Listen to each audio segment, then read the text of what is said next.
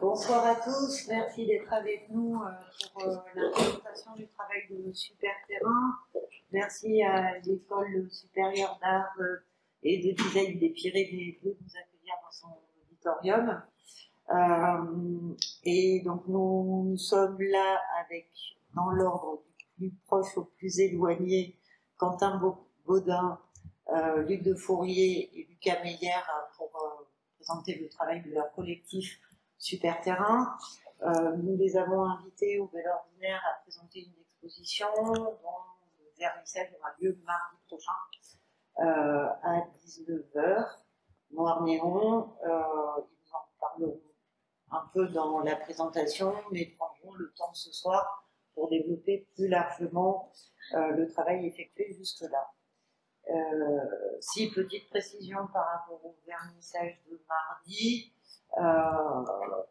nous maintenons le rendez-vous qui sera pas, il n'y aura pas de cacahuètes, on ne pourra pas s'inquiéter ensemble, il faudra mettre votre masque et on sera obligé de contrôler les jauges. Voilà, donc je ne sais pas, c'est quasiment impossible à faire, mais peut-être concertez-vous entre vous, venez par drape, voilà. Merci de votre écoute et à vous. Ok, merci Florence pour l'introduction. Bonsoir à tous et à toutes. Donc on est le collectif Super Terrain, on est un collectif de designers graphiques et on vit et travaille aujourd'hui entre Nantes et Marseille. Pour la petite histoire, on s'est rencontrés à l'école des Beaux-Arts de Rennes, on était étudiants ensemble et on s'est rencontrés autour de l'atelier de sérigraphie de l'école où on a pu mener pendant plusieurs années des projets collectifs d'édition. Et c'est un peu le point de départ de notre rencontre et un peu le début de notre appétit pour l'image imprimée, avec comme grande idée à la fois de pouvoir dessiner et fabriquer nos propres images. Et donc c'était pour nous un outil avec lequel on s'est beaucoup amusé, qui a permis un peu de démarrer l'envie de travailler ensemble. Et aujourd'hui, notre pratique s'articule autour de trois axes. Des travaux de commande graphique pour le milieu culturel. Donc on a un spectre de commanditaires assez large puisqu'on travaille à la fois pour le milieu institutionnel à travers des commandes pour les théâtres, des centres dramatiques nationaux, des biennales d'art contemporain. On peut aussi travailler pour le milieu associatif ou également pour des groupes de musique. Avec ces projets, on développe des identités visuelles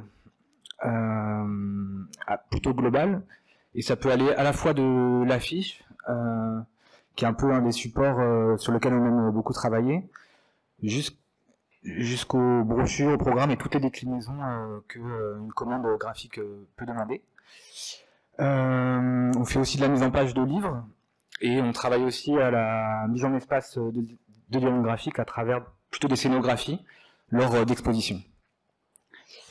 On a un deuxième axe qui est un travail plutôt de recherche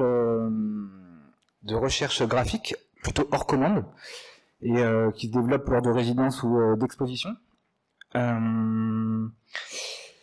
Et ça prend forme également dans une maison d'édition associative qu'on a créée sur le côté, qui nous permet aussi de produire nos propres ouvrages ou nos propres éditions. Et enfin, le troisième volet est un volet plus pédagogique, où on aime aussi transmettre un peu ce qu'on fait au quotidien.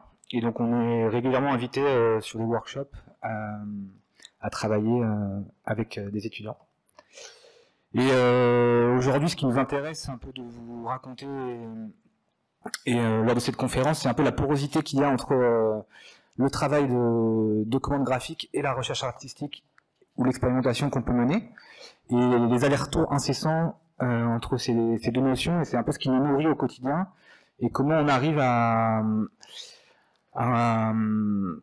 intégrer ces temps de recherche dans des temps de commande graphique. Et voilà, donc aujourd'hui c'est un peu le parallèle entre ces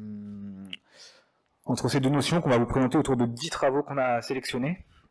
Et le premier et une collaboration longue qui est le TU Nantes, un théâtre à Nantes.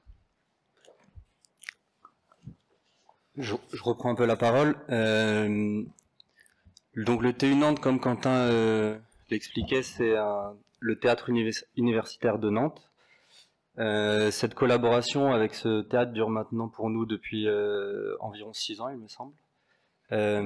Et en 2016, la directrice Nolwenn Billan vient nous voir en nous demandant de prendre en charge la communication de la saison 2016-2017. C'est un peu notre première commande institutionnelle en sortant des Beaux-Arts. Cette commande, elle émane d'un théâtre tourné vraiment vers la jeune création. Et c'était vraiment, en tout cas, la rencontre d'images graphiques et du spectacle vivant. C'était vraiment des enjeux auxquels on avait envie de se confronter en tant que jeune graphiste. Et la proposition de la directrice était relativement proche d'une carte blanche, ou en tout cas plutôt un cadre de commande très libre, considérant que le graphisme et l'identité d'une saison est un geste artistique au même titre que peut l'être une pièce de danse ou un spectacle vivant. Il s'agissait alors pour nous de porter des enjeux de création et plutôt d'assurer une présence artistique du théâtre dans la ville, plutôt qu'un travail de communication qui lui allait plutôt se déployer sur les supports annexes des affiches comme les brochures ou le livret mémo. Pour attaquer cette identité visuelle, on développe un système simple à travers une banque d'images que l'on se crée. Pour faire écho à cette idée du geste artistique, on développe une banque d'images autour de gestes manuels et de matières faites à l'aide de différents outils, type pinceau, brosse, aérosol. Et cette banque d'images deviendra le principal ingrédient du vocabulaire graphique de l'identité de saison. Ensuite, pour construire nos affiches et donner des repères visuels aux usagers, on crée un registre de formes vectorielles qui permettront d'accueillir les différentes matières créées, les différentes matières et gestes manuels créés.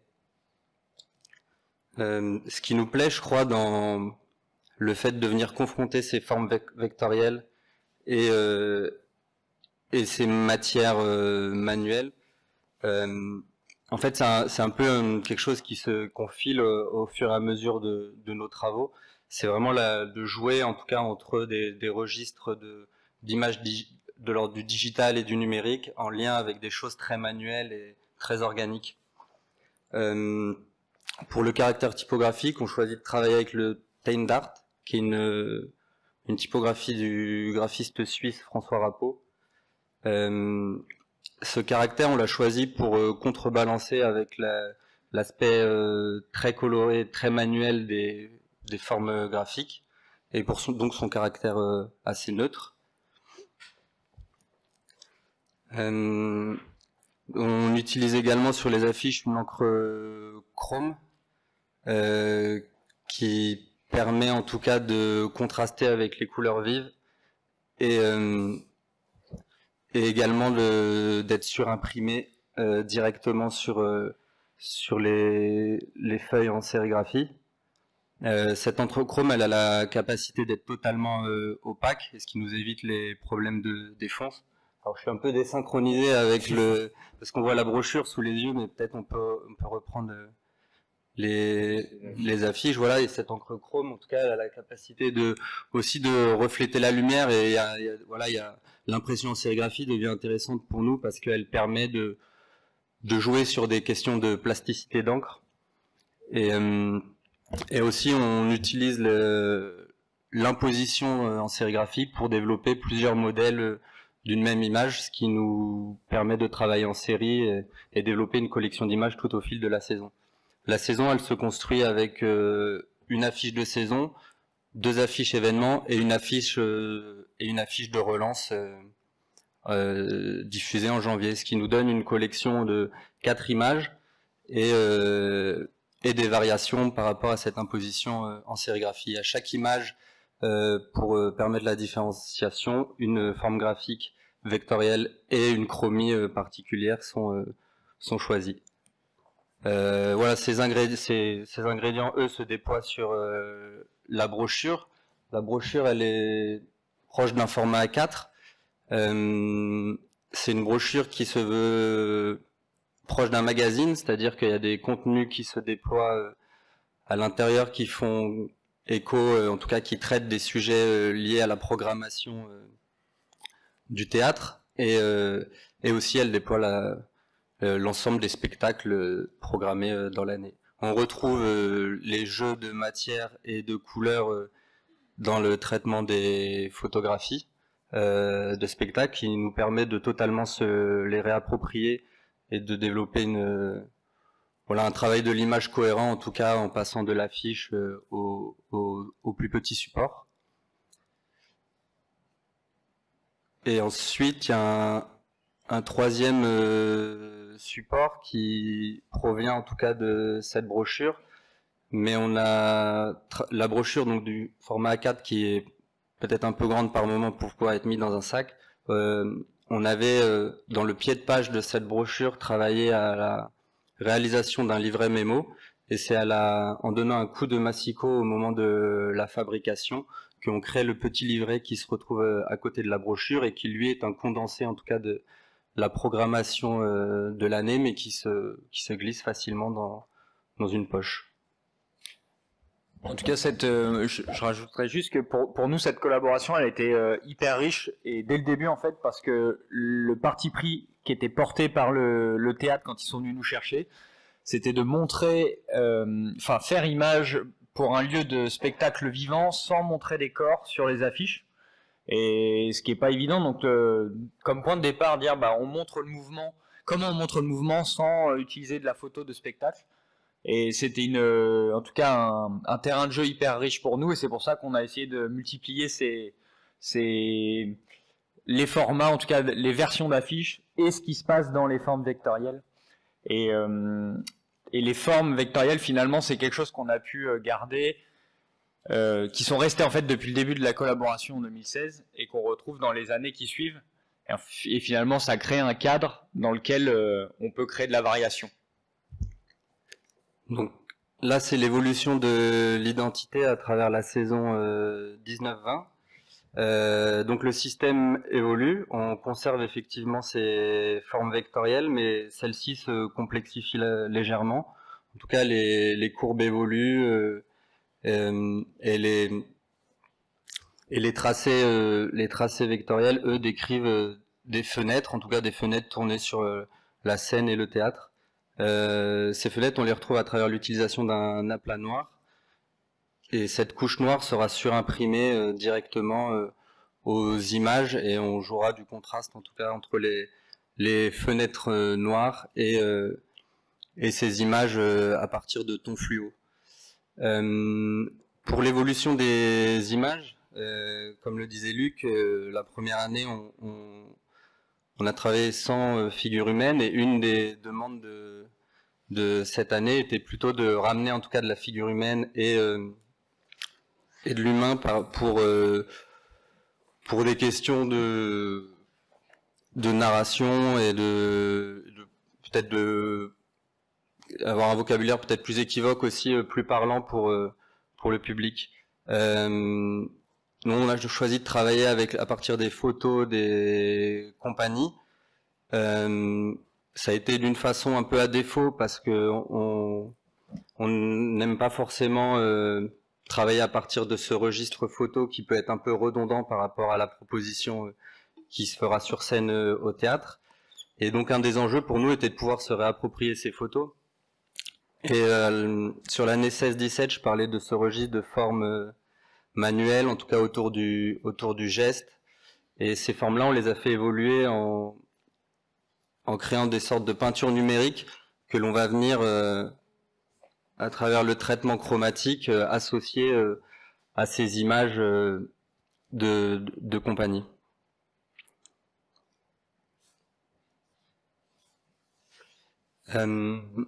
On construit également une série de une série d'images par rapport à l'affiche de saison et les différents événements. Donc il y a une collection de formes vectorielles.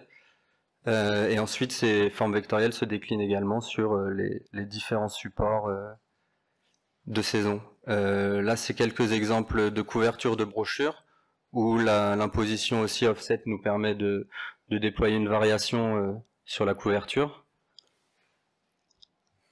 La mise en page évolue aussi, le format de la brochure change. On passe d'un A4 vers un 16-24 qui est un format économique à l'impression.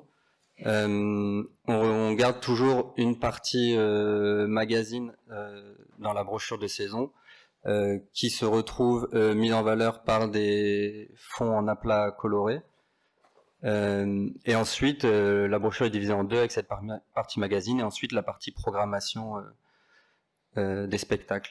Le traitement chromatique se déploie également sur l'ensemble des photographies et la saisonnalité de la programmation se comprend à travers des différents jeux chromatiques. C'est-à-dire qu'il y a toujours des associations de couleurs qui permettent de se repérer sur la temporalité dans la saison.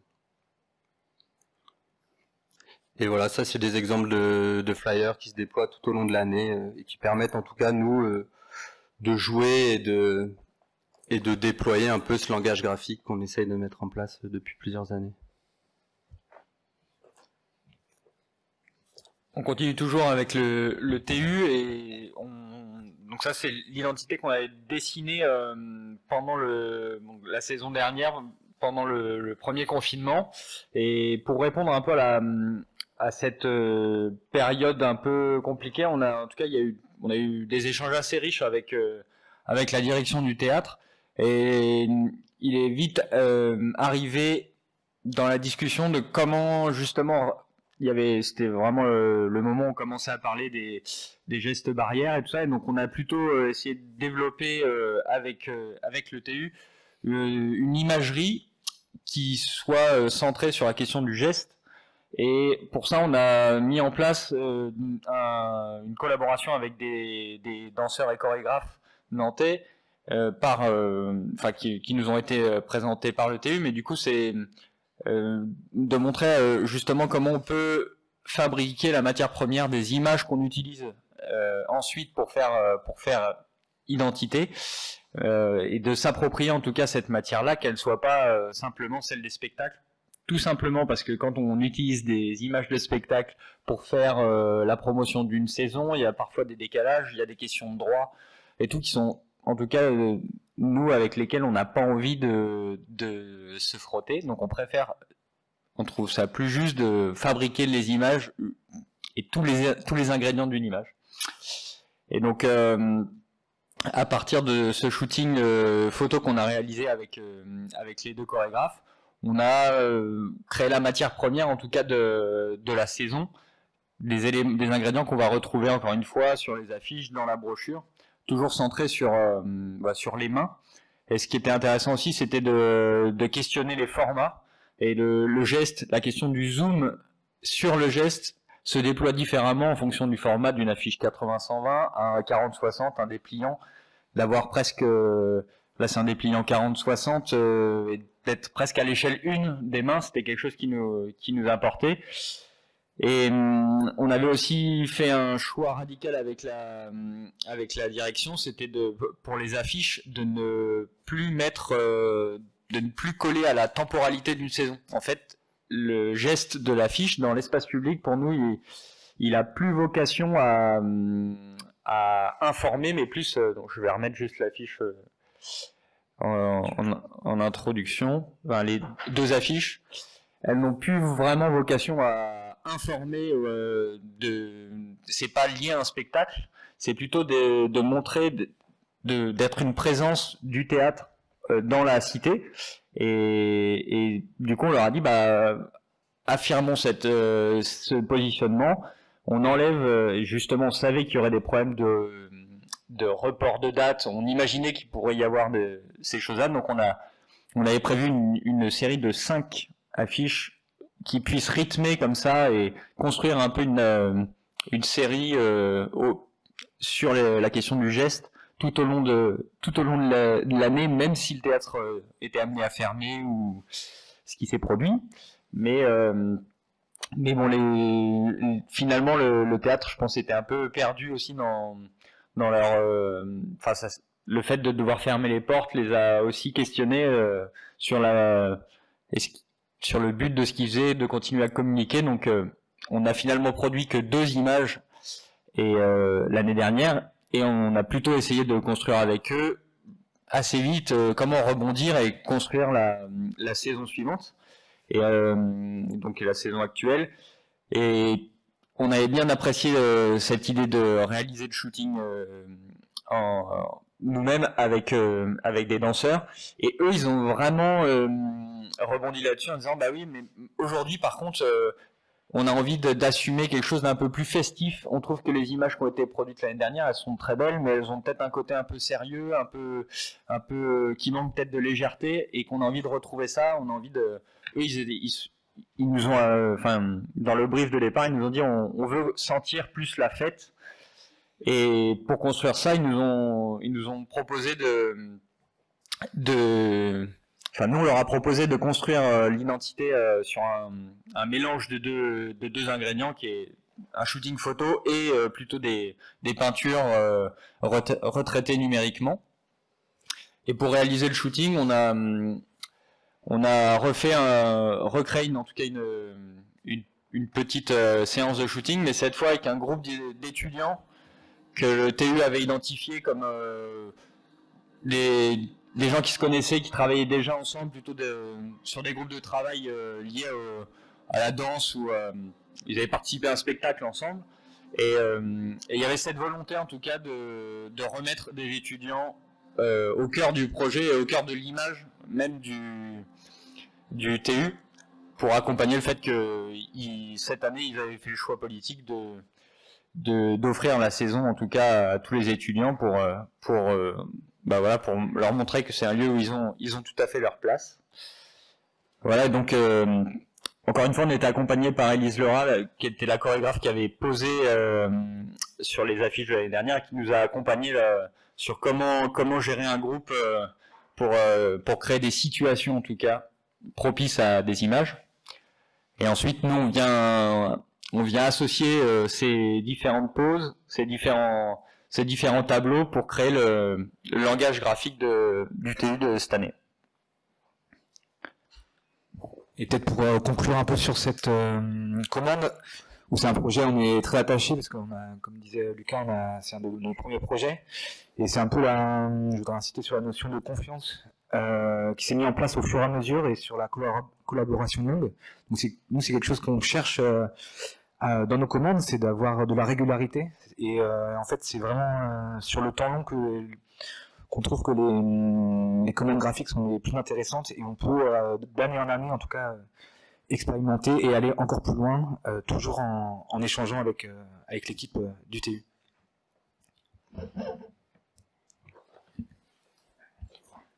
On évoquait, Quentin évoquait en introduction les allers-retours qu'on allait faire entre commandes graphiques et projets artistiques. À Plaque Perdue est plutôt un projet à classer dans cette seconde catégorie. C'est un projet réalisé en 2017. C'est un projet qui fait suite à l'invitation par Laurence Lépron et Étienne de Champfleury à venir en résidence une semaine dans leur atelier de lithographie. Laurence Lépron, c'était notre professeur de sérigraphie et d'estampes aux Beaux-Arts. Et c'est une professeure dont l'enseignement a compté pour nous, et en tout cas c'est une invitation qui nous a beaucoup touchés, et c'est un beau cadeau qu'elle nous faisait de nous inviter une semaine en résidence à venir expérimenter dans leur atelier. Leur atelier se situe à Paris, et il a la particularité d'avoir une machine plate, c'est-à-dire c'est une machine d'impression qui permet d'imprimer avec différentes matrices tant qu'elles sont plates. Nous, on a donc choisi un peu d'utiliser cette capacité de la machine et de travailler à partir de 3 matrices différentes. Ces matrices sont une plaque de bois, une plaque offset et une pierre lithographique. Pour chacune de ces matrices, on va partir de l'aplat et on va conserver une seule matrice par matière. On va travailler chacune des matrices avec un outil différent. Nous travaillerons à travers l'acétone et la projection avec une brosse à dents pour la plaque offset. Donc on voit ici Laurence révéler l'aplat de la plaque offset. On travaillera à partir d'une lame de cutter pour dégrader la pierre de litho et on travaillera avec des outils type ponceuse pour travailler la plaque de bois. À chacune de ces matrices, on associe une couleur. Les 3 couleurs choisies sont le rouge, le jaune et le bleu. Et elles seront imprimées à travers le processus d'irisation, donc c'est-à-dire une couleur vers une base transparente. On combine au départ ces différentes plaques sans les avoir dégradées, donc ce sont simplement des aplats qui, les plaques les unes combinées avec les autres, donnent des dégradés d'une couleur vers une autre. Et on commence ensuite, on avait prévu de faire 3 étapes de dégradation et de faire des séries de composition et de surimpression des différentes plaques à chaque étape de dégradation. Donc nous commençons ensuite à dégrader la plaque offset en projetant de l'acétone dessus, la plaque de bois à travers la ponceuse. Pour une fois, je suis bien raccord. Et donc avec la lame de cutter pour la pierre litho. C'est une façon pour nous, c'est presque un geste assez sculptural en tout cas, de venir comme ça évider et enlever de la matière, ce qui va créer des réserves et des perturbations dans la matrice et nous permettre de composer une série d'estampes via ce procédé combinatoire et de générer, je crois que c'était quelque chose comme 180 ou 190 estampes uniques. Donc ça c'est une petite vidéo qui a été tournée pour documenter justement ce processus.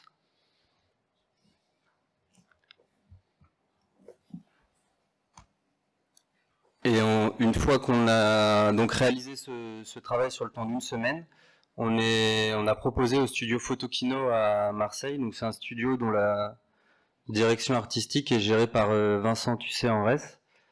Et c'est un studio qui a la particularité dont la programmation est de montrer majoritairement des illustrateurs et du design graphique.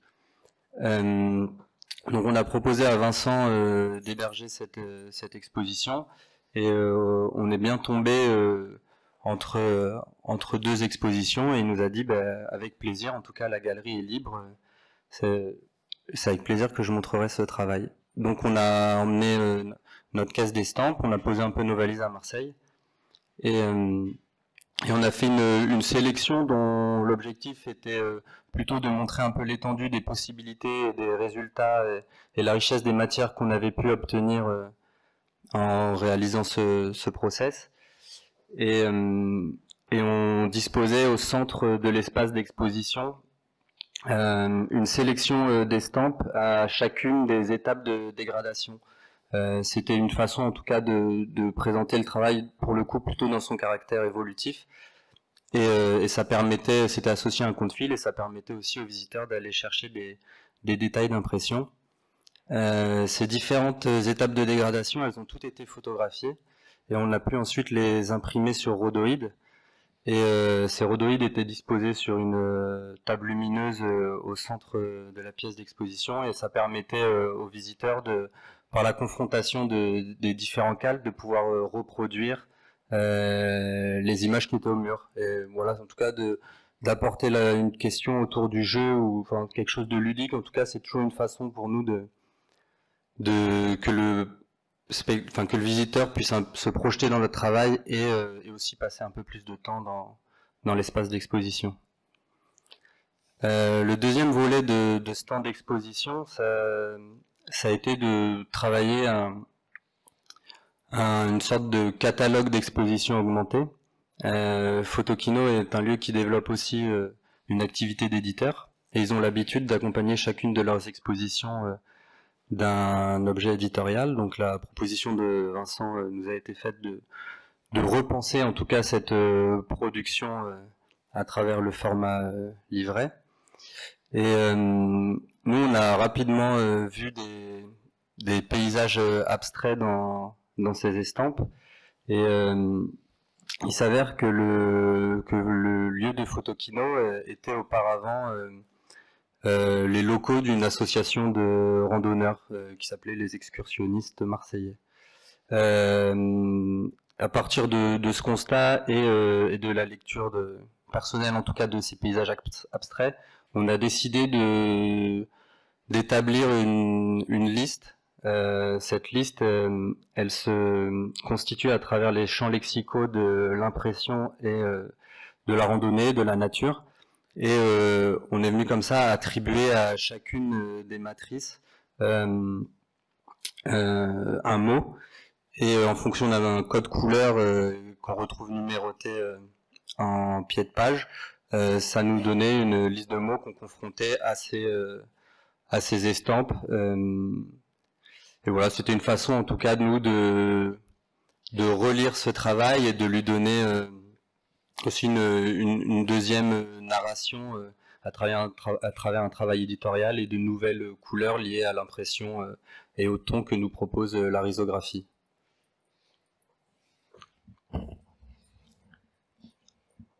On va enchaîner avec un programme, on revient dans les travaux de commande et on va vous parler du programme Suite qu'on développe avec le CNAP, donc le Centre National des Arts Plastiques, depuis 2015. On vous présente ce travail à la suite de À Plaque Perdue parce que c'est un bon complément. Ben oui, non, pardon, excusez-moi. En tout cas, c'est un bon complément enfin, attendez. Hop. Du travail qui vient d'être présenté par Lucas, parce que la commande du CNAP au départ, c'était donc de faire un programme qui lie tous les lieux dits Artist Run Space, donc des lieux de monstration qui sont eux-mêmes dirigés ou accueillis par des artistes, et de mettre en tout cas l'accent sur des lieux d'expérimentation. Donc le programme s'appelle Suite, mais dedans il y a expérimenter, produire, exposer, et il voulait absolument que ça soit au cœur de l'identité. Donc pour la proposition qu'on leur a fait, c'est de présenter ce sous-titre qui soit en tout cas présent dans la signature même, dans le typogramme qu'on a dessiné. Et puis surtout, on leur a proposé de mettre l'expérimentation au cœur du programme. Donc c'est vraiment quelque chose, c'est un programme assez modeste, c'est un format équivalent à 6, enfin c'est un peu plus grand, mais qui fait une trentaine de pages. Et voilà, il y a une édition qui est éditée chaque année, qui regroupe un cycle de 4 expositions. Et on leur a proposé d'établir en tout cas une expérimentation à l'impression sur l'ensemble du programme, en cherchant encore une fois à trouver de l'unique dans la série. Et donc pour ça, en fait, c'est sur des échanges qu'on a eu avec notre imprimeur, qui est Médiagraphique à Rennes, et notamment Francis Voisin qui dirige ce lieu, qui est quelqu'un qu'on avait déjà rencontré pendant nos études et qui nous a permis de bidouiller avec la machine, en tout cas de nous dire généralement tout ce qu'on peut pas faire ou ce qu'on cherche à ne pas faire avec une presse offset, ben, nous a permis d'essayer. Et donc on peut par exemple mettre plus ou moins d'eau dans les rouleaux d'impression. Donc je sais pas si vous êtes tous communs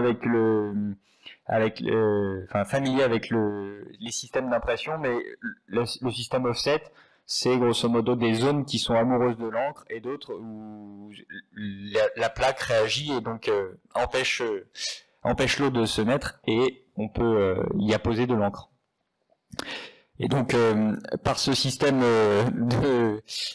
juste en rajoutant de l'eau à certains endroits, on va créer des réserves dans l'aplat coloré et créer des perturbations sur l'ensemble des feuilles. Mais comme la cadence d'impression est très très rapide, on se retrouve avec des variations qui sont voilà, qu'on voit bien là sur cette pile de papier, mais qui sont assez dures à gérer, et surtout il y a un décalage dans le temps entre le moment où on met l'eau, le moment où ça va apparaître sur le papier, et c'est assez progressif, donc on se retrouve avec des variations un peu aléatoires. Il y a un peu de perte parce qu'il y a des choses qui sont très compliquées en tout cas à garder comme objet final.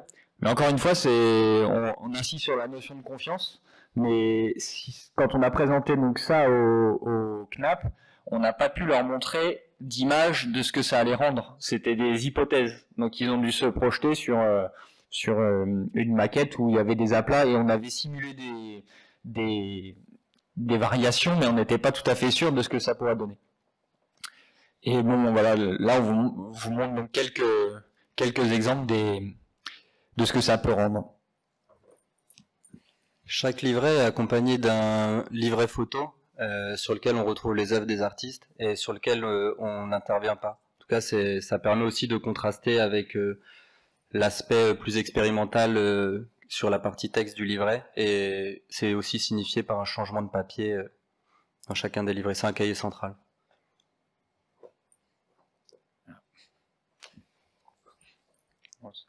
Les premières années, on intervenait que sur une couleur, donc on a fait un cycle de 3 ans avec le cyan, le magenta et le jaune, et à partir de donc la 4e année, on a commencé à combiner les couleurs.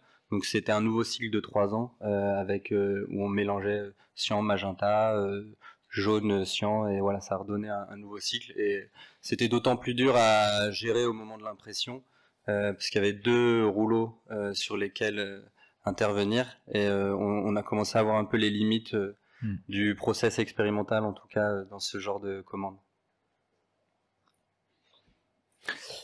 Et quatrième projet, on repart sur la partie plus recherche, où c'est le projet d'une édition Avalanche qui a été réalisé lors on a pris 10 mois en 2017 pour faire un tour d'Europe. On a arrêté un peu notre activité de designer graphique et on avait envie de se créer un voyage en allant à la rencontre d'acteurs qu'on avait identifiés autour des pratiques éditoriales en Europe. Et on avait imaginé comme ça une séquence par résidence sur une dizaine de mois. Et donc c'était un programme totalement auto-initié entre nous. Et la première étape c'était Marseille, le projet à Photokino. Et la deuxième étape a eu lieu aux Ouches, donc qui est dans la vallée du Mont Blanc, à côté de Chamonix. Et on avait envie d'inverser un petit peu le rapport qu'on avait habituellement. On était plutôt invité en résidence, et là on voulait se passer en tant qu'éditeur, avec l'envie d'inviter quelqu'un et pour partager un moment et une production commune. Et on a invité un ami peintre, Baptiste Cachat, qui a mis des Beaux-Arts de Rennes et qui s'intéresse à la question de la reproductibilité à travers le médium de la sérigraphie. Et on a imaginé cette commande un peu en 2 temps, et avec l'idée d'intituler cette résidence « Peindre avec une riso ». Et donc l'invitation, nous on est arrivé 15 jours avant dans le chalet qui donne sur la chaîne du Mont Blanc. Et on lui a envoyé, donc lui il a son atelier à Paris, des descriptions orales du paysage qu'on voyait tous les matins, donc le matin, oui, à différents temps de la journée. Et parce que ce qui nous intéressait, c'était un peu la variation liée au climat, liée aux couleurs, liée au paysage. Et à partir de ces descriptions, Baptiste, il a travaillé à une série de cartes postales un peu, enfin format carte postale, pardon, en peinture. Et ensuite il est venu avec au chalet pour produire ce livre avec nous. Donc on vous montre ces images, c'est que on avait des machines riso pendant plusieurs années, notamment pour ce voyage. Donc on était nous-mêmes aussi imprimeurs, et que ça nous permettait de produire nos images, nos livres. Et donc on s'est attaché pendant un petit mois à produire une édition collective commune, pardon, à partir des cartes postales que Baptiste a fait, en retravaillant les couches, en retravaillant les scans et en la fabriquant tout sur place sur un temps donné. Donc c'était on appelle ça entre nous des éditions situées, donc c'est des projets de livres qui sont fabriqués sur un temps court, un temps donné, et qui créent un lien étroit, en tout cas, avec le contexte dans lequel ils ont été créés, quoi. C'est vraiment une situation donnée qui est le théâtre de la création d'un livre. Et donc, souvent, c'est des objets, on va dire, en édition limitée. C'est, en l'occurrence, là, c'est 200 exemplaires. Mais voilà, en tout cas, on sait que ça a particulièrement touché ou questionné des gens qui sont eux-mêmes dans ce contexte-là. Donc, il y avait aussi la question de trouver un lieu de diffusion adapté, en tout cas, à ce contexte. Et du coup, la question de la diffusion, elle revient souvent aussi de notre tentative de pratique d'éditeur, où c'est quelque chose à laquelle on se heurte, parce que c'est aussi un vrai métier. Et on a du mal à prendre le temps pour diffuser nos livres ou nos productions. Et sur le temps du voyage, on s'était attaché à chaque production à créer un temps de restitution sous une forme plutôt conviviale. Et on cherchait sur les lieux où on était invité des lieux qui nous permettent de se faire rencontrer notre production avec un public. Et donc on avait rencontré un duo de graphistes, Néo qui est à Genève et qui, à l'intérieur de leur atelier de travail, ont une galerie dédiée à la démonstration de design graphique. Et on les a rencontrés, et un peu pareil, l'espace était libre, et on a pu faire le lancement, la sortie du livre qui a duré un week-end.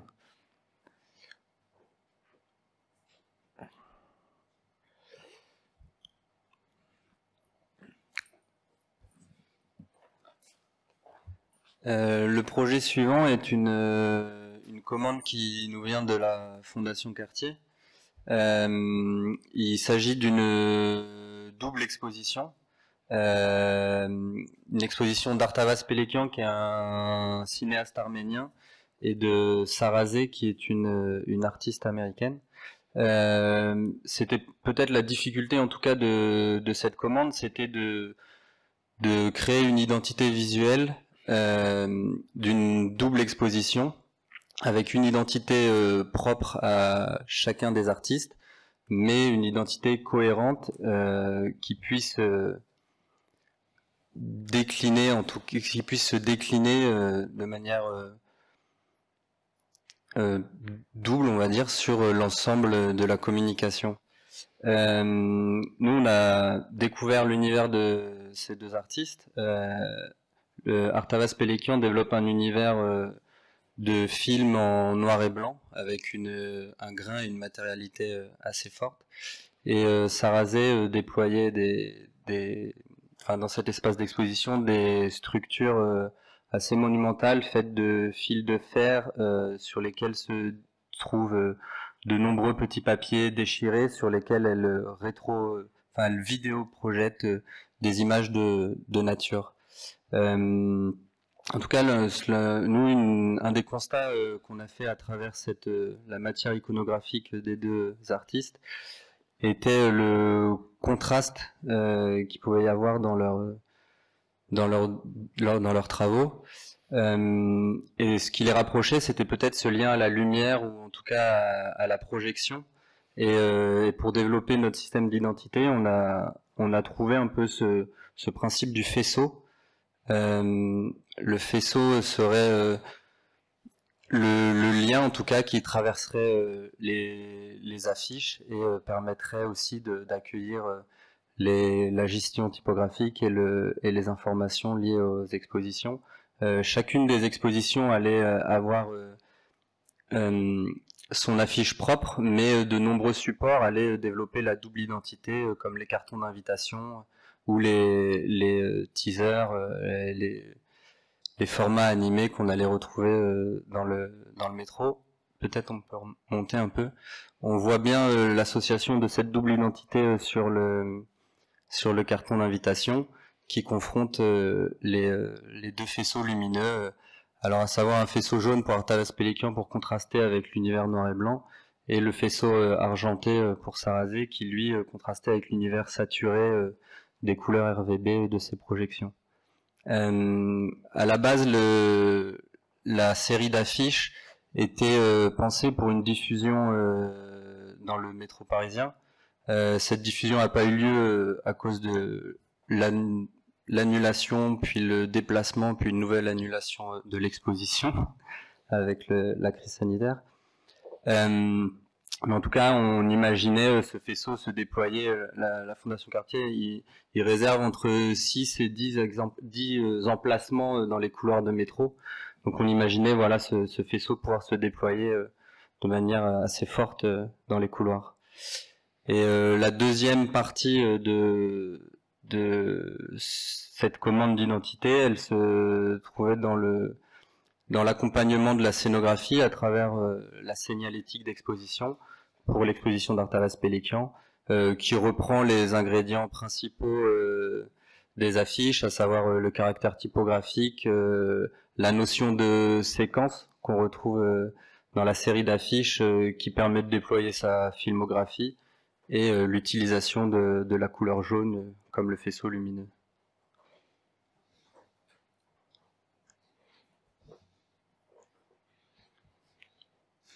Fahrenheit 451, c'est un travail que j'avais d'abord pu développer en tant qu'étudiant aux Beaux-Arts de Rennes.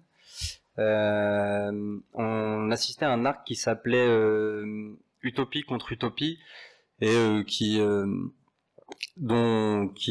voilà, où l'idée était de faire une production en rapport avec ce thème. Donc on y découvrait beaucoup de lectures et œuvres cinématographiques, et c'est comme ça que j'ai découvert l'œuvre de Ray Bradbury, qui date de 1953, qui est ce livre Fahrenheit 451.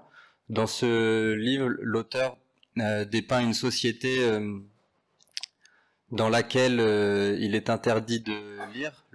On va dire que le nouveau dieu est la télé, et les gens n'ont plus le droit de lire, et les pompiers sont devenus une milice qui perquisitionne les domiciles des gens pour brûler les livres, et on assiste au cours du livre à de multiples autodafés, et voilà, les voisins se dénoncent entre eux.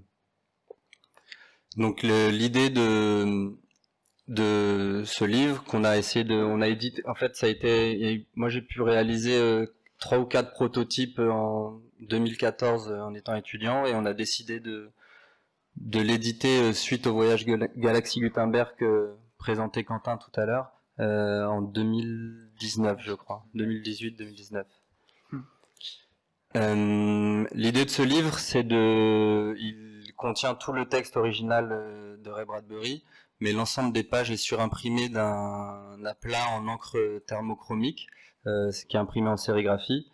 Le texte devient alors illisible, et le livre, il a une apparence d'un livre, d'un bloc calciné, d'un livre noir, et en brûlant, en chauffant ou en brûlant l'encre thermochromique, les pigments deviennent translucides au-delà de la température de 25 degrés.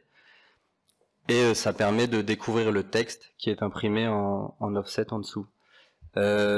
L'idée, c'est plutôt on le considère plutôt comme un livre d'artiste. Effectivement, si on veut le lire dans son entièreté, c'est assez compliqué.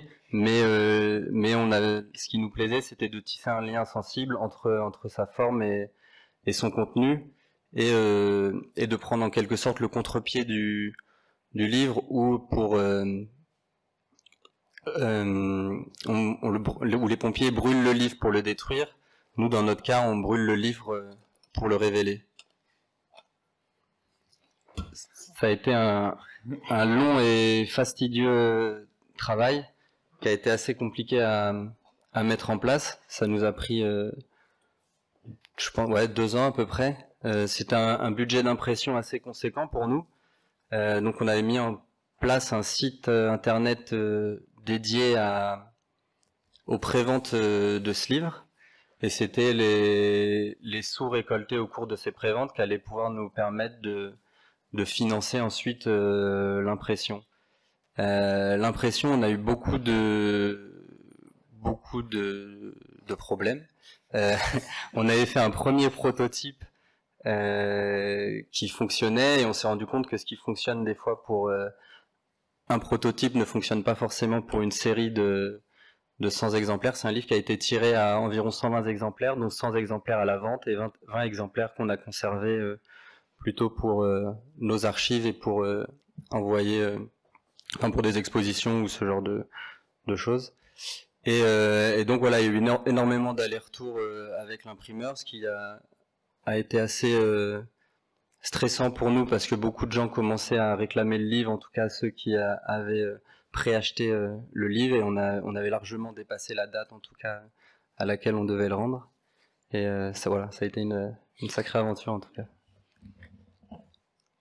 Donc on passe d'un livre centré sur la question de brûler un livre pour révéler son contenu à un projet de résidence, projet de design graphique et de résidence qu'on vient de terminer, qui s'est étalé sur près d'une année. On a été invité en résidence au centre d'incinération des déchets de la ville de Paris. Et avec une proposition en fait c'est un artiste qui a monté un cycle de résidence, une fiction qui s'appelle le musée du monde à mutation et qui a pour objectif de montrer les différentes étapes de tous les processus à l'œuvre dans un lieu comme ça où on valorise. Donc le terme c'est ça, on valorise les déchets, c'est-à-dire qu'on brûle en fait l'ensemble des déchets ménagers pour produire de la chaleur pour le réseau urbain. Et donc ce lieu qui est situé aux portes de Paris, à cheval sur Paris et Ivry, en fait est une usine, presque une usine ville en tout cas, mais qui est particulièrement cachée. En tout cas, on voit, c'est un lieu qui est fermé au public et on connaît assez peu en fait la destination et l'utilisation de ces, enfin le fonctionnement de ces lieux, qui sont pourtant des lieux stratégiques dans notre vie de tous les jours. En l'occurrence, on a appris par exemple que lorsque l'usine est bloquée, pendant une vingtaine de minutes, ils sont obligés d'envoyer l'ensemble des déchets qui sont prévus pour faire fonctionner les fours, sont finalement enfouis, parce que c'est l'autre solution qu'on a aujourd'hui pour les déchets, c'est soit on les brûle, soit on les enfouit. Et que sinon ça bloque le périph'. Donc voilà, ça vous donne un peu l'échelle du lieu. Et donc ils nous ont invités en tout cas à produire une série d'images pour montrer en tout cas la commande qui était faite n'était pas forcément très bien définie, mais c'était plutôt de montrer les ponts qu'on peut faire entre le monde de l'art et le site industriel tel qu'il est aujourd'hui.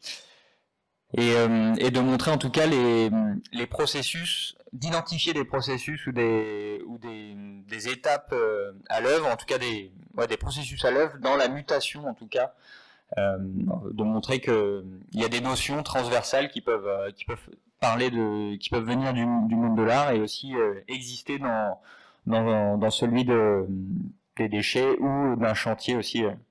Donc voilà, on résulte une série de 10 images qu'on a produit à travers une collecte de matières, que ce soit photographique, des archives et aussi des échanges avec les différents acteurs de l'usine pour produire en tout cas des parallèles. Donc là sur cette image on voit sur le poster qu'on a dessiné, il y a une image, je sais pas si vous reconnaissez, mais c'est le centre Pompidou à Paris là, et qui est mis en relation avec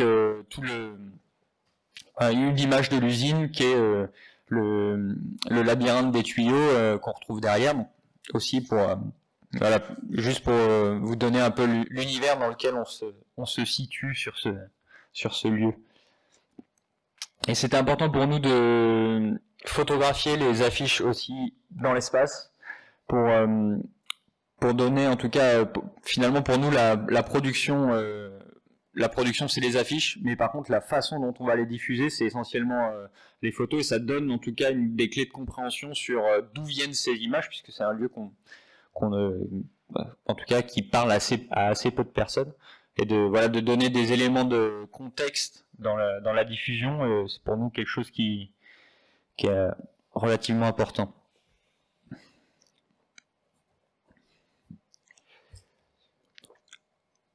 Pour ce projet, donc je vous parlais un peu de Dunlip, qui est une résidence qu'on a réalisée en 2018 à Fructose, donc une base de soutien aux artistes qui est installée sur le port de Dunkerque. Et c'est une résidence importante pour nous parce qu'elle a été un peu charnière dans notre pratique. En tout cas, jusqu'à présent, on faisait beaucoup quand on était hors de la commande, on faisait beaucoup de projets liés au processus d'impression, comme on vous a montré jusqu'à présent. Et sur cette expérience-là, on a été nourri en tout cas de l'univers cinématographique de la ville et de l'environnement. Et ça, pour nous, était l'occasion, en tout cas, on s'est dit, cette fois-ci, on avait envie de créer, de ne pas laisser le processus créer des choses, mais plutôt de se donner pour objectif de créer une narration visuelle en mettant des images dans l'espace public. Et pour ça, on a dessiné une série de drapeaux avec qui mettent en jeu des mots ou des expressions qu'on a choisies, qu'on a écrites, en tout cas en s'inspirant du contexte et de la culture du carnaval sur place. Et aussi un peu des différents éléments, en tout cas des différents univers qu'on pouvait croiser, donc à la fois le code maritime, parce que c'est vraiment prégnant, en tout cas la résidence se passait sur le môle au milieu des vraquiers, et on a essayé un peu de combiner tout ça pour créer une fiction, ou de construire en tout cas une petite clique, on a appelé ça une clique en reprenant les termes qui sont utilisés dans le carnaval pour aller parader, ou en tout cas pour porter les images qu'on avait dessinées dans le paysage. Donc ça a été une étape importante pour nous, mais c'était pas la forme finale. On n'est pas photographe, on est graphiste, éditeur ou imprimeur parfois, mais donc on s'est dit comment on peut présenter qu'est-ce qu'on peut faire de ces images, comment on les diffuse, et pour qu'elles aient leur autonomie. En tout cas, pour nous, il y avait de la matière à créer une narration, et donc on s'est dit qu'on allait les mettre en série dans un coffret, un portfolio qui est accompagné d'un texte qu'on a écrit pour l'occasion, et qui est une forme de lien, en tout cas une clé de compréhension qui lie toutes les images les unes avec les autres. Et donc ça prend cette forme-là. Et tous les objets qu'on vous présente ce soir seront bien évidemment présentés dans l'exposition. Donc d'habitude on amène des objets en vrai pour pouvoir les partager avec vous, mais là on se dit que vous pourrez les voir mardi, à partir de mardi. Et on vous présente ce projet parce pour nous il résonne pas mal avec ce qu'on a essayé de mettre en place au Bel Ordinaire dans l'exposition. Et donc pour continuer sur l'idée de porter des images dans l'espace public, là on va vous présenter une application concrète dans un cadre de commande. Donc c'est pour le Centre dramatique national du Préau, qui est situé en Normandie, entre Rennes et Caen. Et c'est un mandat de 4 ans avec une nouvelle direction. Et l'invitation et la demande, c'était vraiment d'imaginer, en tout cas dans les affiches de communication, l'idée de la rencontre entre le théâtre et son territoire. Et la proposition qu'on leur a faite, c'était d'aller investir différents sites du territoire de la ville de Vire, et d'aller porter des images qui seront mises en scène dans les affiches de communication.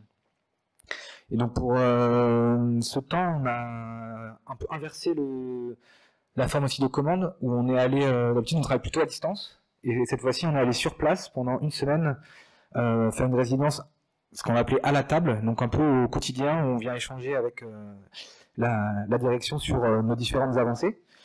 Et l'idée, voilà, c'était à partir de grandes feuilles, grandes laies de papier, on a développé une série d'images, de fenêtres un peu en mouvement, qu'on est venu ensuite habiller pour intégrer des images de communication.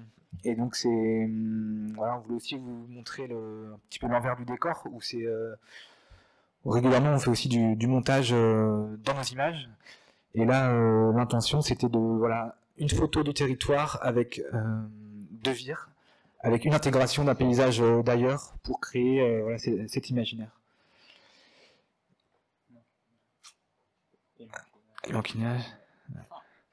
Et voilà, donc ça nous demandait des déclinaisons d'une dizaine d'images sur la saison pour soit des affiches mensuelles, soit des affiches d'événements.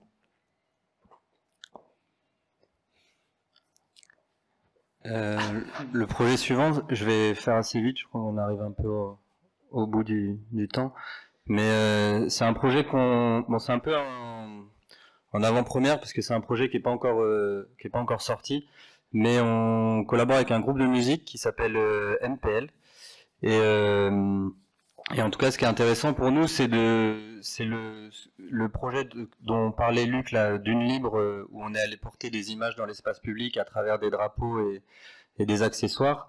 C'est ce projet-là en tout cas et cette question de porter nos images dans l'espace public qui a amené ce groupe de musique à venir nous faire cette proposition.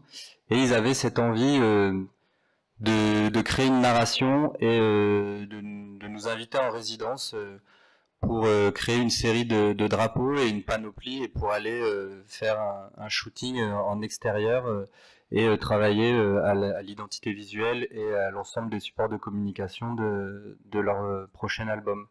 Donc on est allé une semaine dans le Vercors, travailler et peindre des drapeaux dans une grange, pour ensuite faire un shooting sur le temps d'une journée au cours d'une randonnée, en ayant repéré différents tableaux.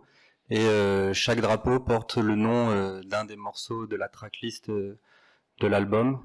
Et voilà, un peu ces différentes images deviendront toute une somme iconographique à mettre en forme et à décliner sur les prochains supports de communication pour la sortie de l'album. Mais ce qui est intéressant pour nous, c'est de voir comment en tout cas un projet qui s'est plutôt créé dans un cadre de résidence et de carte blanche a pu passer aussi dans le champ de la commande et comment en tout cas ces deux types de projets, la frontière peut être assez poreuse.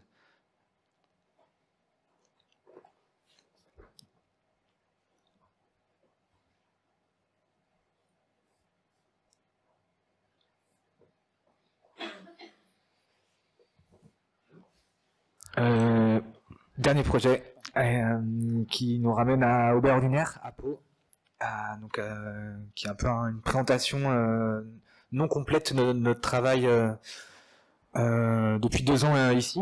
Donc on est invité, il y avait quand même une commande qui était de venir présenter une exposition qui mélange à la fois nos travaux de commande, comme on a pu vous montrer, mais à la fois une création liée à l'outil du bel ordinaire. Et donc là, on a passé on est venu 4 fois pendant 2 ans. Et donc on a mélangé un peu l'idée de ce travail lié au processus de reproduction que l'on a pu vous montrer sur d'autres projets. Donc là, c'est vraiment en sérigraphie où on a un peu développé le même principe que l'on avait fait à Fleur d'Empire avec l'outil litho, mais avec une presse, l'outil sérigraphique, où l'image n'est pas insolée, et on est venu créer une série de peintures improvisées, donc directement sur le châssis, donc avec toute une série d'outils et de tentatives d'expérimentation directement sur cadre. Donc pour réaliser une peinture, on mettait peut-être un quart d'heure, 10 minutes, un quart d'heure. Donc souvent, il fallait relaver le châssis ensuite. Donc c'est pas du tout conventionnel, hein, mais en tout cas, ça nous a permis de générer une série d'images un peu de paysages fantasmés. Enfin, on le voit comme ça maintenant, et qui était un peu le début du travail pour développer ensuite le fil rouge de l'exposition. Parce que ça nous a permis aussi, qui était assez riche comme moment, en tout cas pour nous, c'est ce temps, pareil, au châssis, à peindre à 3, finalement, c'est des vraies affiches peintes à 6 mains. Et c'est finalement pas si courant que ça, même dans notre quotidien, où finalement aujourd'hui on travaille on discute ensemble de toutes les grandes décisions et des grandes directions prises par les projets. Mais après, on est plutôt, on va plutôt diriger un projet chacun, et de temps en temps, on se passe la main. Mais là, c'était de se retrouver aussi sur un temps assez long finalement, à produire ensemble et à penser les choses ensemble enfin expérimenter ensemble au même moment. Donc, bon, bah, on va pas en montrer trop, mais c'est simplement vous montrer un peu les différentes étapes de travail, un peu pour vous donner envie de voir la suite. Et en fait, on a essayé de créer de construire notre narration à travers des ponts entre. On vous parlait de paysages, comme vous avez pu le voir dans notre travail, c'est quelque chose qui nous porte beaucoup, et on avait envie encore une fois, de créer un lien de porter des images dans les paysages. Et ce qu'on a fait cette fois, c'est en fait d'aller en montagne avec des habits confectionnés, une panoplie en tout cas confectionnée à partir en tout cas qui crée des liens avec ce que vous avez vu à l'impression juste avant, en couleur. Et ensuite, voilà, comme on a pu le faire à Dunkerque, de créer en tout cas cette situation nous permet de collecter de la matière et de créer ensuite une forme de narration visuelle. Donc on a eu le concours de certaines étudiantes de l'école.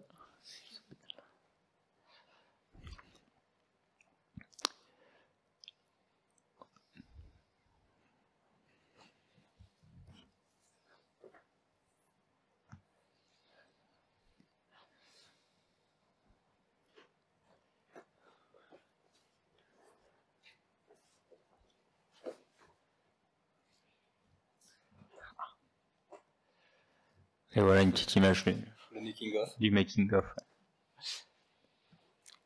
Voilà, en tout cas, on a fait le tour de ce qu'on avait envie de vous montrer aussi. Voilà, en tout cas, c'est ce jeu d'aller-retour entre commande et projet auto-initié, pour vous montrer, en tout cas, pour vous donner des clés de compréhension et des clés de lecture possibles sur l'exposition Noir Néon, qui se construit aussi sur cette dualité.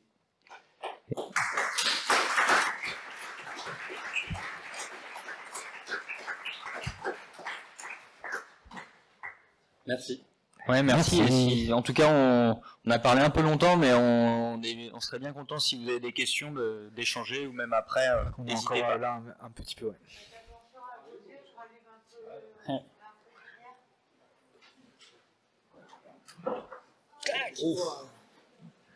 Fin de la séance.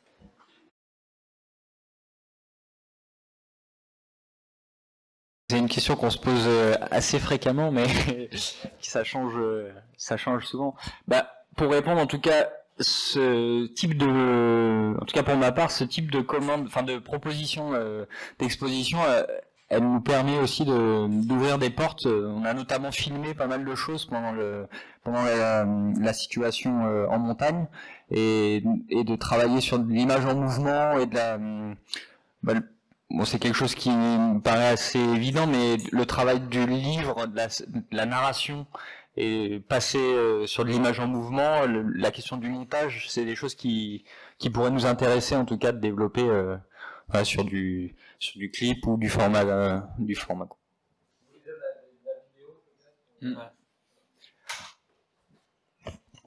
Mais c'est une des choses, parce que c'est vrai qu'on... On aime bien en tout cas toucher à pas mal de médiums et. Non, mais peut-être aussi la question liée au textile ou aux vêtements, c'est quelque chose qu'on fait entre nous, de manière vraiment DIY. Et donc peut-être de porter ça avec un projet plus conséquent, avec plus de moyens, sur de type une collaboration avec un club de sport ou même une marque. Voilà, de continuer à développer notre univers graphique sur des vêtements portés, quelque chose qui pourrait être complètement nouveau aussi pour nous. Ouais.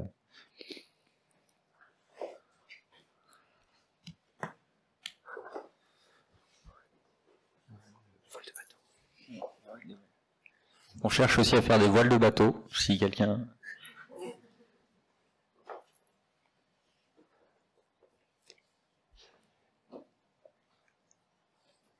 Et il y a une chose aussi, on l'a un peu amorcé avec ce projet de voyage, donc en 2017, la galaxie Gutenberg, et le fait que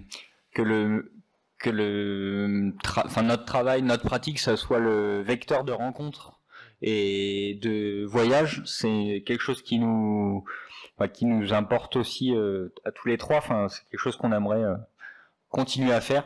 Donc dans les choses qu'on aimerait faire aussi.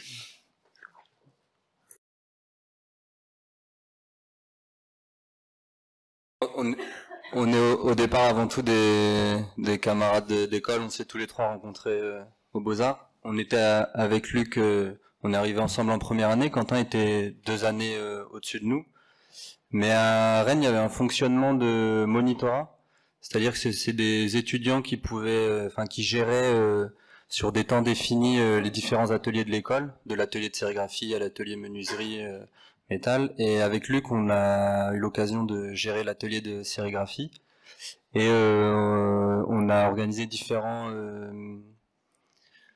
projets collectifs en fait autour des portes ouvertes ou alors des projets de fanzines ou de journaux.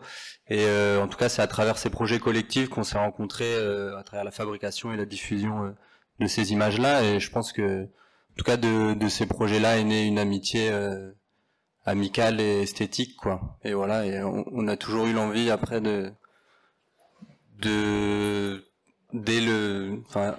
déjà à l'école de travailler ensemble. Et on a, je pense, aussi envie de pouvoir inventer aussi notre façon de travailler.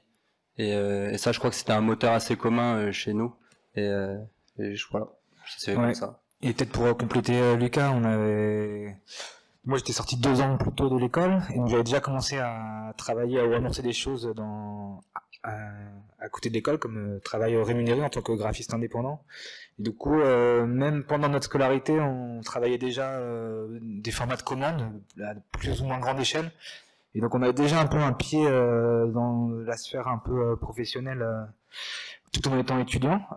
Et du coup, on s'est aussi retrouvé à la sortie de l'école avec de quoi pouvoir démarrer, quoi, avoir quelques travaux de commande. Et donc je pense que ça nous a aussi permis d'avoir une espèce de logique déjà d'organisation et de pouvoir répondre à des commandes. Il y a un autre point qui nous a permis de nous lancer, c'est qu'on a été en juin, Luc et Lucas sont diplômés, et en septembre on a été sélectionnés dans un atelier à Nantes, dans une maison de quartier, où on avait un centre-ville de Nantes, où on avait 40 mètres carrés, il y a 8 ateliers partagés avec d'autres artistes, et on a pu avoir un local vraiment de très grande qualité pour pouvoir se lancer, avec tout le confort de travail, de pouvoir accueillir des gens dans notre atelier, partager un peu ce qu'on faisait, et qui avait aussi pignon sur rue. Donc il y avait tout une espèce de circuit qui nous permettait des rencontres. Et je pense que ça a été un point fort en tout cas pour créer notre base commune, plutôt du côté professionnel. Et pour répondre à l'autre partie de la question sur les références ou sur en tout cas ce clin d'œil à McLuhan, c'est donc Marshall McLuhan pour resituer, il a écrit dans les années 60-70 un livre qui grosso modo dit que c'est bientôt la fin de l'imprimé et parce que avec l'avènement à l'époque de la télé, de la radio, ces nouvelles technologies. Voilà, que c'était bientôt la fin du monde de l'imprimé. On trouvait intéressant de le mettre au goût du jour aujourd'hui et de s'appuyer là-dessus pour raconter en fait notre envie. C'était d'aller à la rencontre de savoir-faire très précis, en tout cas de gens qui sont passionnés par ce qu'ils font à différentes étapes de la chaîne graphique, des imprimeurs, des éditeurs, des artistes, des galeristes, ouais, voilà, en tout cas de montrer que il y a encore des gens qui savent faire qu'on sait savoir-faire aujourd'hui. Ça ne s'est pas du tout, ça n'a pas disparu et on pense que ça ne va pas disparaître, en tout cas même aujourd'hui avec ces nouvelles technologies et que justement ça va cohabiter, mais qu'on va aller on doit aller vers nous, ce qui nous plaît, c'est aussi de faire des objets qui ont une matérialité et une présence physique. On parle souvent c'est quelque chose la fonction haptique, en tout cas d'avoir envie de toucher avec les yeux ou à travers les yeux. C'est quelque chose qui nous questionne et c'est pour ça qu'on a envie de continuer à expérimenter et à apprendre de gens qui savent faire des objets, des livres, de la reliure, voilà, que à toute étape de la fabrication d'une affiche ou d'un objet graphique, en tout cas, il y a 1000 champs à explorer.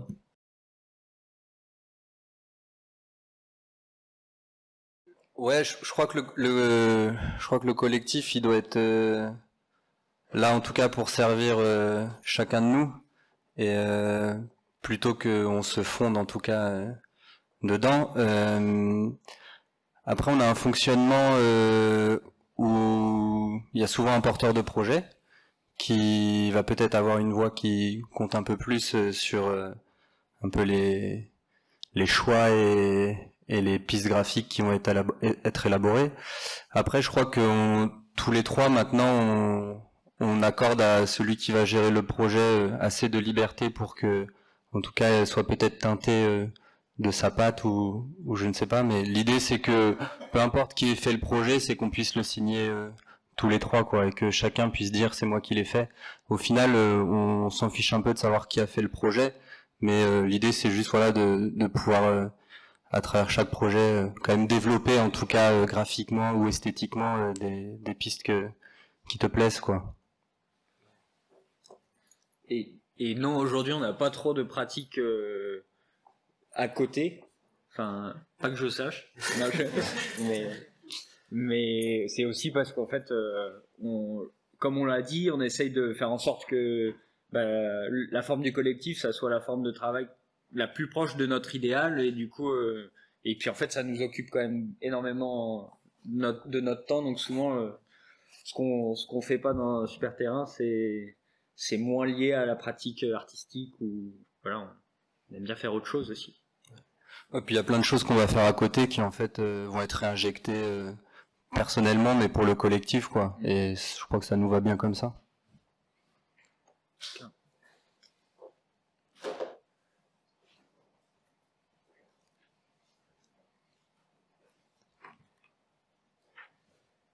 Et ben si vous avez plus de questions, peut-être qu'on peut arrêter là. Et on reste un peu, en tout cas, si vous voulez venir nous voir ou discuter de manière plus tranquille, on est carrément là pour ça. Merci à vous.